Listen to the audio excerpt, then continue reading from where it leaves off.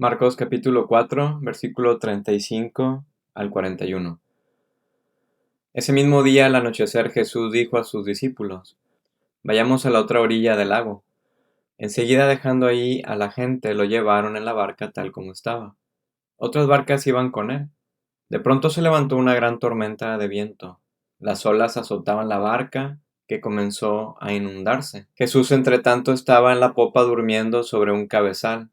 Los discípulos lo despertaron diciendo: Maestro, ¿no te importa que estemos a punto de perecer? Jesús se incorporó, increpó al viento y dijo al lago: Silencio, cállate. El viento cesó y todo quedó en calma. Entonces les dijo: ¿A qué viene ese miedo? ¿Dónde está vuestra fe? Pero ellos seguían aterrados, preguntándose unos a otros: ¿Quién es este que hasta el viento y el lago le obedecen?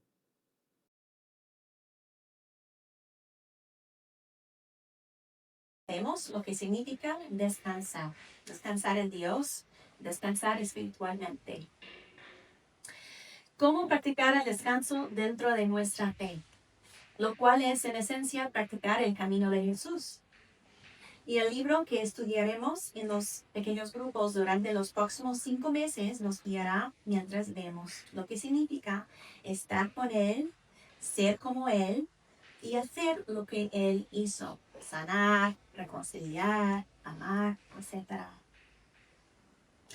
Oremos y dedicamos ese tiempo a buscar a Dios.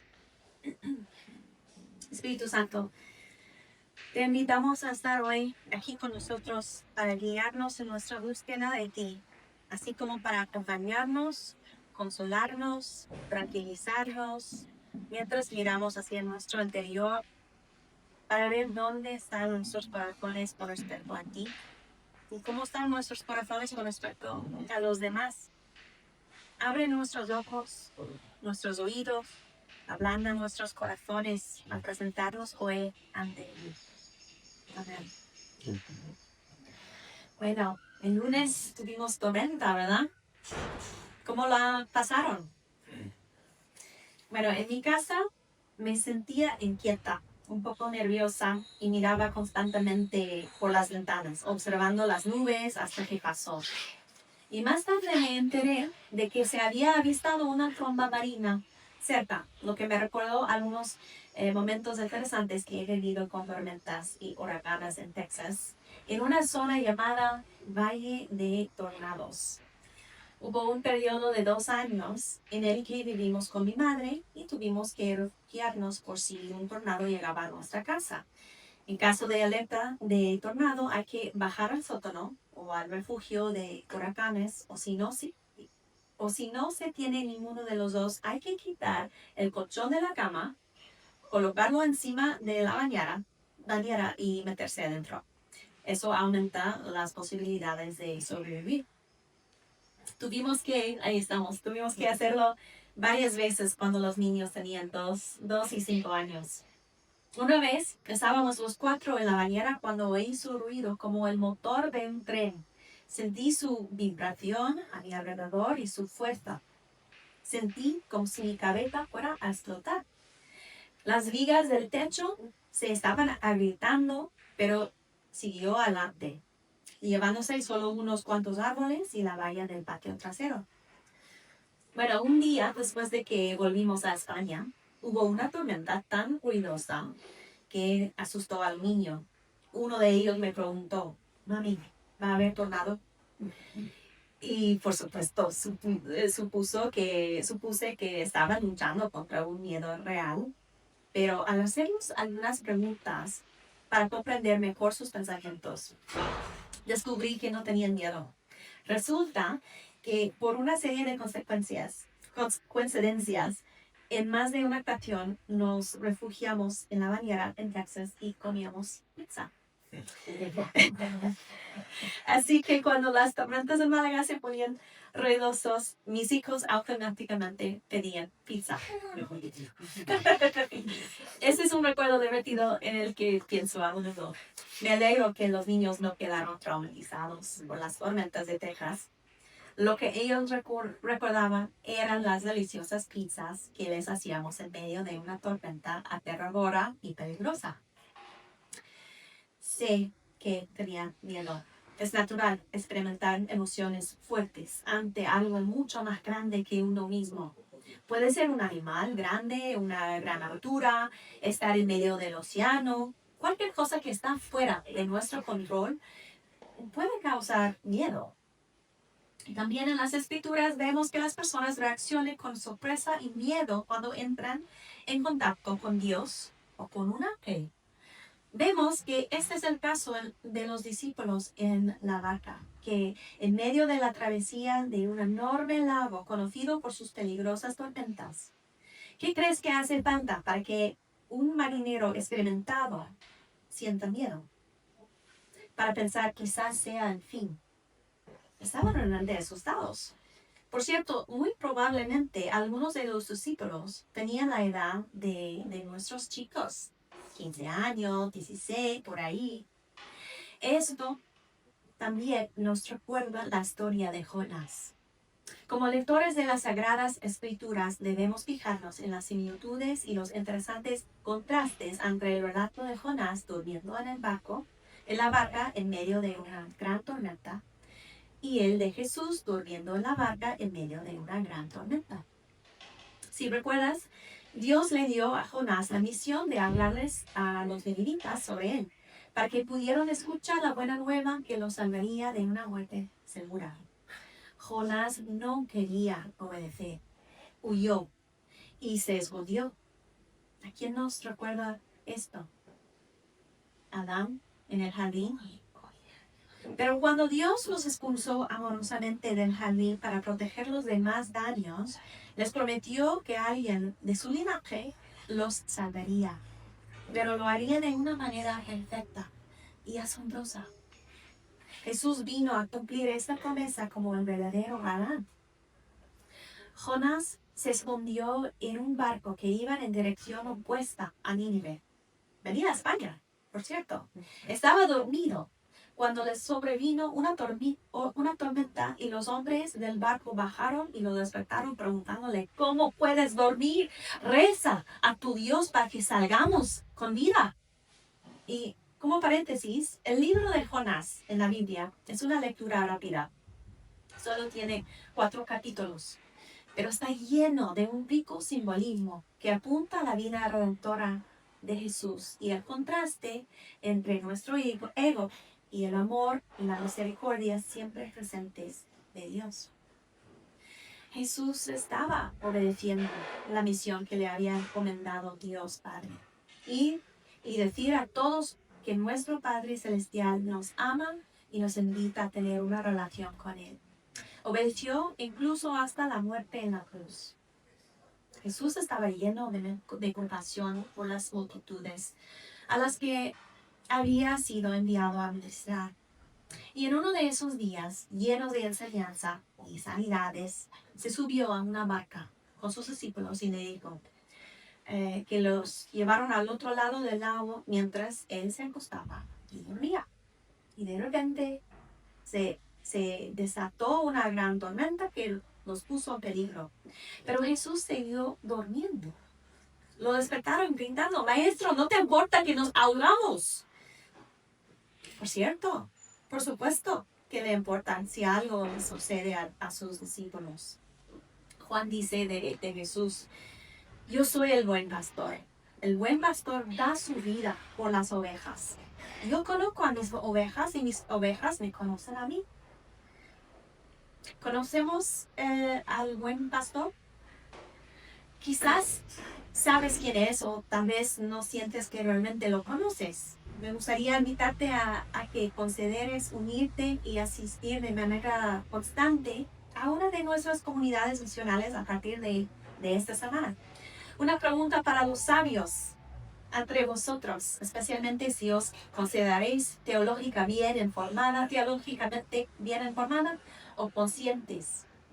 Las personas más cercanas a ti las personas más cercanas a vosotros os señalaron como personas llenas del amor de Dios.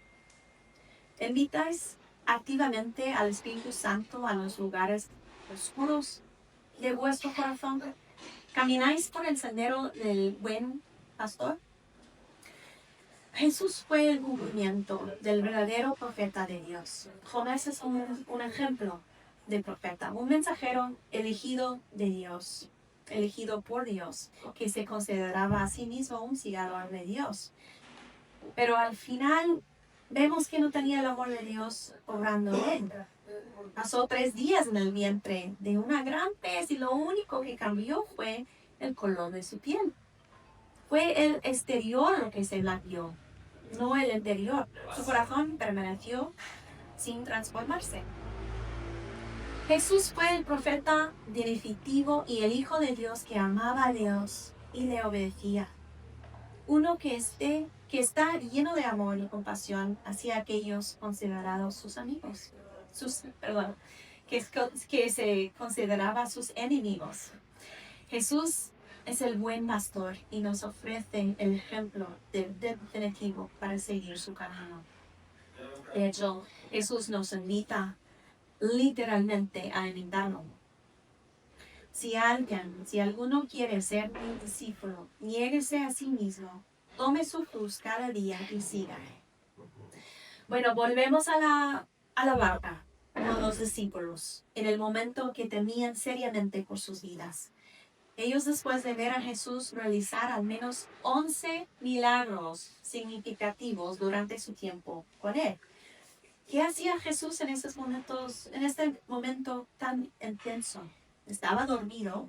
El caos, la oscuridad y la muerte amenazaban a los discípulos de Jesús y él estaba dormido.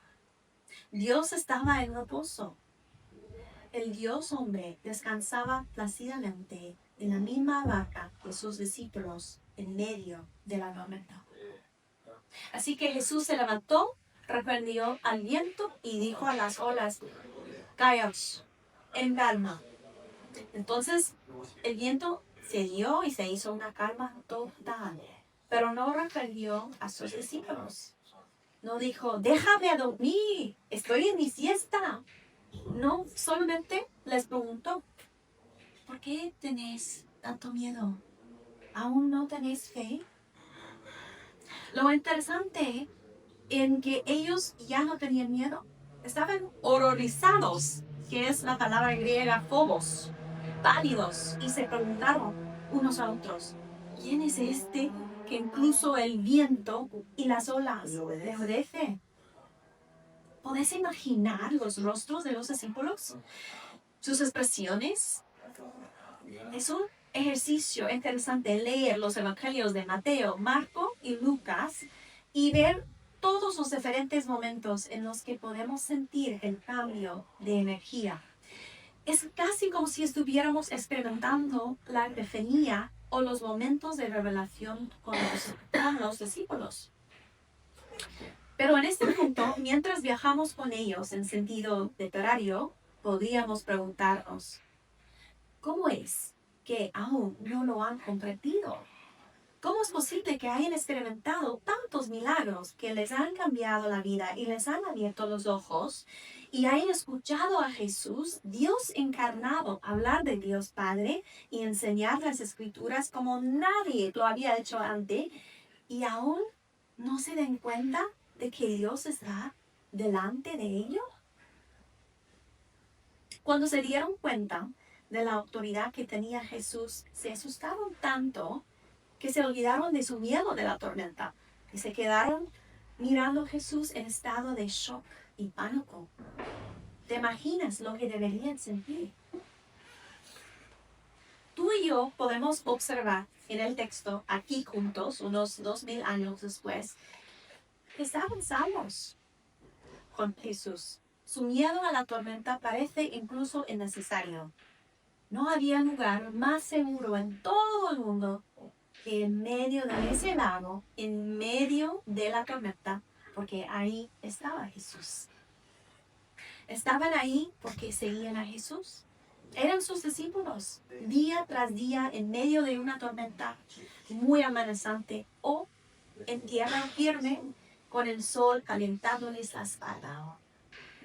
¿Qué debían estar pensando de pie en ese barco, barca con las olas convertidas instantáneamente en un estanque tan liso como un espejo, el viento desaparecido y las palabras de Jesús flotando en el aire y sus ojos mirándonos, esperando oír su respuesta. ¿Cuál sería tu respuesta?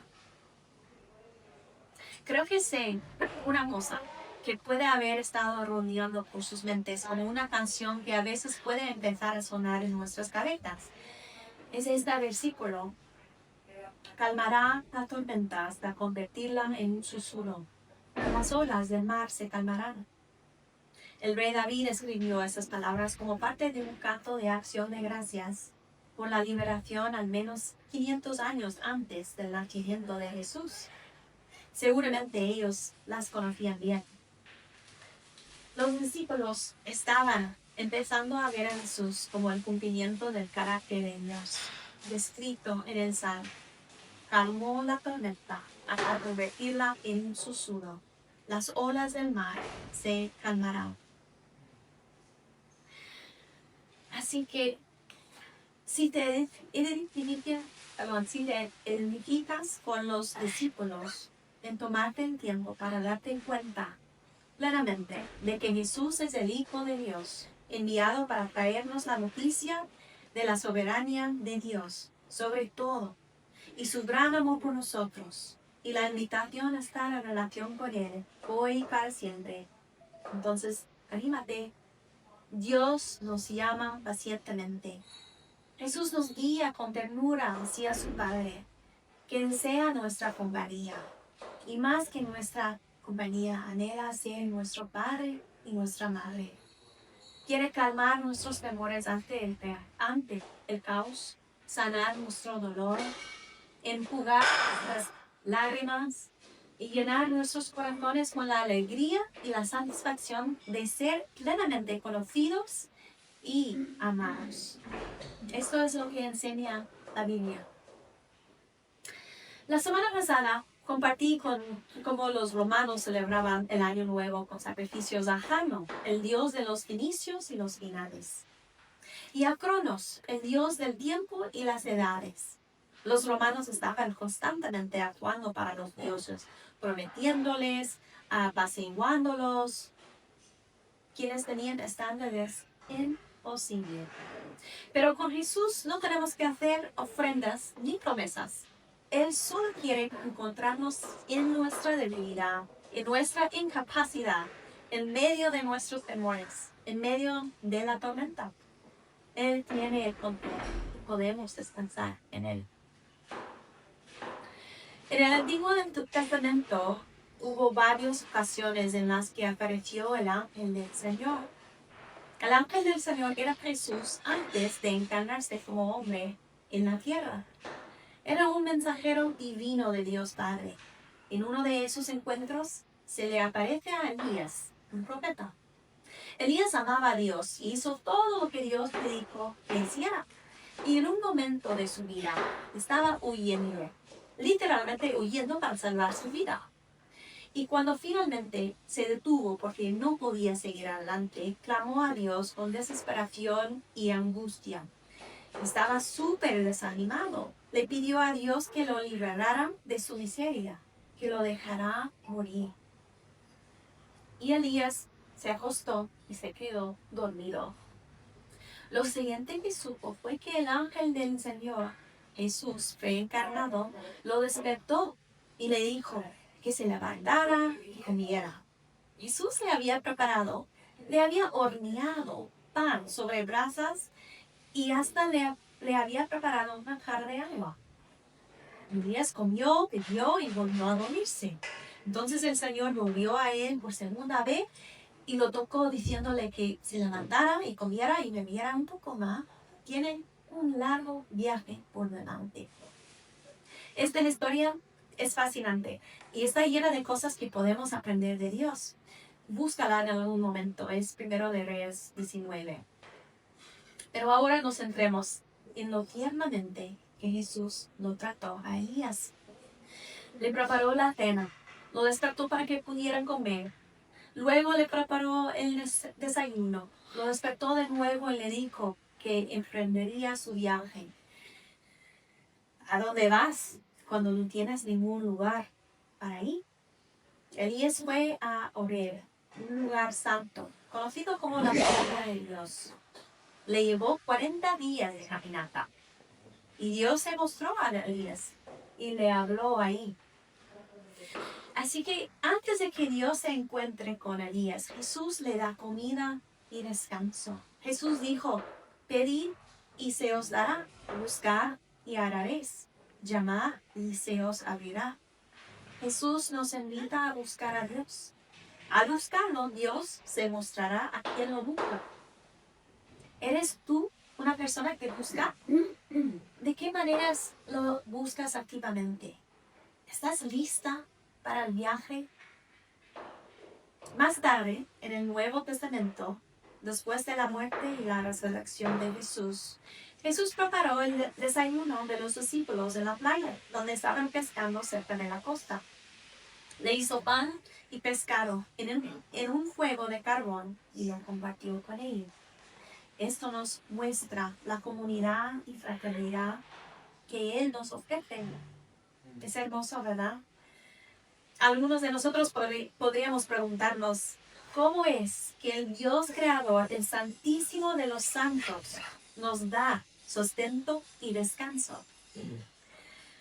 Pero yo creo que la pregunta que deberíamos hacernos no es sobre Dios, sino sobre nosotros mismos. ¿Estamos aceptando lo que Dios nos ofrece? ¿Estamos recibiendo el pan de vida? ¿Estamos aceptando el descanso que Jesús nos ofrece? ¿Estamos practicando su camino? Recordemos cuando Jesús dijo, llevad mi yugo sobre vosotros y aprended de mí, que soy manso y humilde de corazón, y hallaréis descanso para vuestras almas.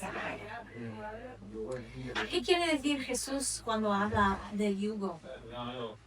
Él no es como otros dioses. No quiere nada de ti, excepto tu corazón. Los mensajes de Jano y Cronos eran, más te vale rendir más te vale traerme mejores frutos, mejores cifras que el año pasado. ¿Y qué puede ser algunos de los mensajes de los dioses de nuestra sociedad actual? Puede ser, solo tienes valor si contribuyes a la sociedad. Tienes que conseguirlo todo de una sola vez. Tienes que tener éxito, vestirte con éxito, oler a éxito. Tu hogar perfecto te traerá satisfacción. Tu carrera te traerá alegría. La educación es más importante que cualquier otra cosa. La soltería no es una bendición. Encuentra a alguien. Sube en la escala corporativa. Alcanza la independencia financiera. Alcanza la excelencia. Alcanza la palma. Alcanza el poder. Todos los dioses que enfrentamos a nuestras situaciones urgentes, estrés y expectativas que nos imponen los demás. Pero a veces nos las imponemos nosotros mismos. Vivimos bajo la tiranía de lo urgente. Pero espera, ¿quién es el tirano? ¿A qué Dios sirvo? ¿A Cronos? ¿A Jano? ¿Los dioses de nuestra sociedad? ¿O a Jesús? Jesús no nos invita a hacer algo religioso o realizar buenas obras o mantener una larga lista de cosas que no debemos hacer. Él siempre nos invita a permanecer en Él. El énfasis está en querer estar con Jesús. Se trata de ser, no de hacer. Se trata de centrar a Jesús en nuestras vidas y permitir que todo lo demás encaje a su alrededor. Pero ¿está Él en el centro de mi vida?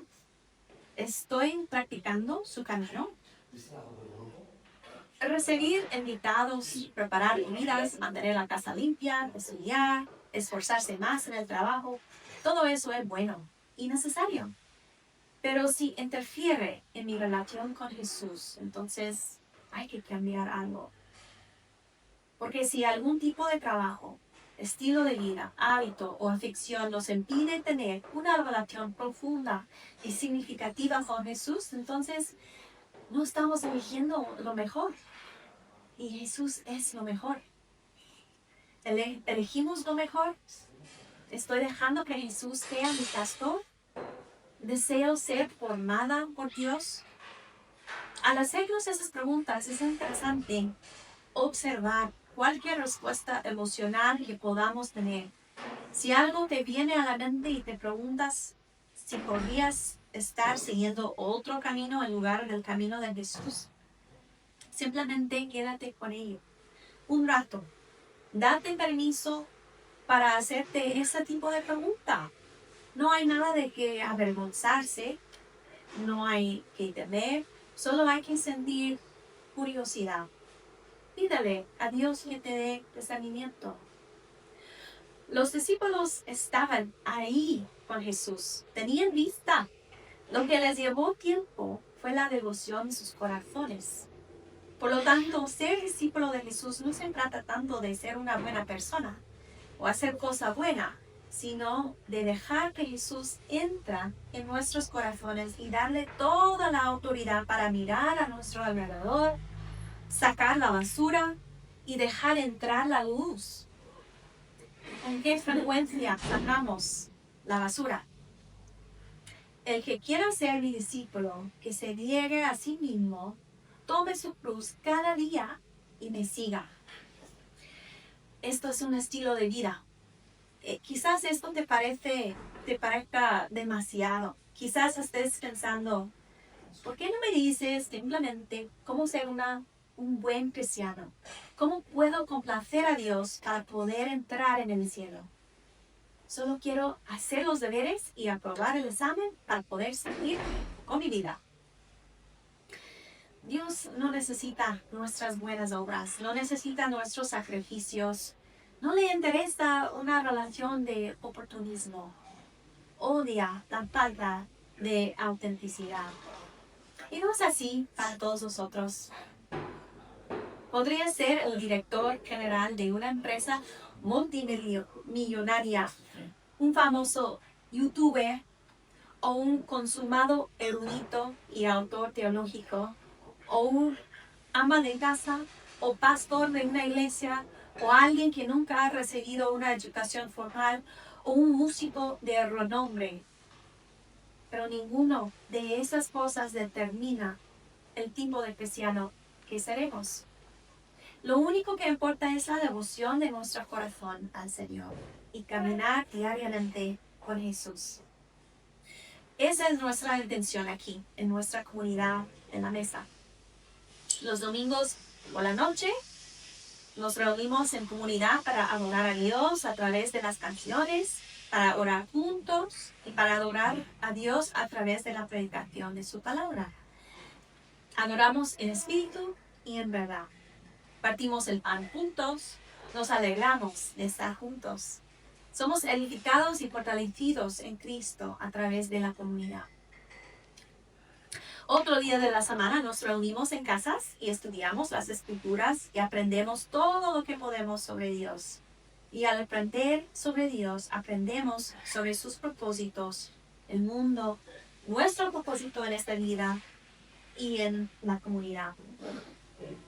Aprendemos hermosos misterios a medida que Dios nos los revela para la eternidad. Cuando nos acercamos a Él porque queremos, Él transforma nuestros corazones y trae sanidad a los quebrantados y luz a las tinieblas a través de nosotros. Cuando nos acercamos a Él porque queremos, Él transforma nuestros corazones y trae sanidad a los quebrantados y luz a las tinieblas a través de nosotros. Jesús es la palabra de Dios encarnada. Esta es la epifanía que estamos celebrando. Por lo tanto, cuando estudiamos a Jesús, vemos a Dios revelado. Dios se nos revela a través de la vida y las enseñanzas de Jesús. Qué maravilloso que será aprender juntos como ser como Jesús este año como comunidad. La próxima semana, esta semana, comenzaremos las comunidades misionales para los adultos y una para los jóvenes. Si tienes ganas de más, te invito a unirte a un grupo y aprender juntos. Esto es un estilo de vida, no es algo más que añadir a nuestra agenda. Cristo es nuestra agenda. Cristo cambia nuestras prioridades y llena nuestra vida de un nuevo significado. Que todo lo que hagamos sea por amor a Jesús, amor a Dios y a nuestro prójimo. Así que sea lo que planeemos hacer este año, sea lo que sea el trabajo o el juego que nos dispare este año, descansemos en Jesús. Él tiene control. Él es la autoridad sobre todo. Y al comenzar este año nuevo, recordemos que pase lo que pase, sin importar el caos, la tormenta, Él está a nuestro favor y está con nosotros siempre al final del mundo, al final de los tiempos. Sabes, esos tornados daban miedo, pero Dios nos protegió y nos proporcionó pizza. Ahora cuando llega una tormenta aterradora, mis hijos anhelan pizza. Que podemos nosotros desear el pan de vida de la misma manera. Practicamos juntos el camino de Jesús. Oramos. Señor, gracias por tu presencia entre nosotros. Tu amor por nosotros es muy evidente. Ayúdanos a elegirte a ti. Te revelaste a nosotros a través de Jesús en la tierra. Quita las vendas de nuestros ojos en el poderoso nombre de Jesús. Ayúdanos a verte. Caminaste con nosotros en la tierra y ofreciste a nuestros antepasados pan que horneaste con tus propias manos. Ayúdanos a tomar y comer de la fuente de la vida eterna. Jesús, queremos el descanso que nos ofreces. Ayúdanos a caminar por tu camino como discípulos. Amén.